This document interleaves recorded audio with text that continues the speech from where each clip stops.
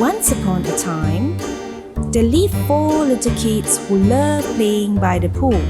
However, they never dared to jump into the pool because the pool looked bottomless and there seemed to be monsters hiding in it. One day, a little boy lost his balance and fell into the water. "Help! Help! Help!" cried the boy. But his friends were still afraid of the pool monsters and no one could help him.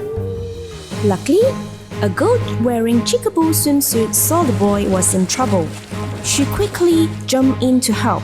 Just as the other kids eyed at the pool worriedly, they climbed out of the pool. They started to wonder why she wasn't afraid of the pool monsters. Because monsters are afraid of other monsters, the brave girl said.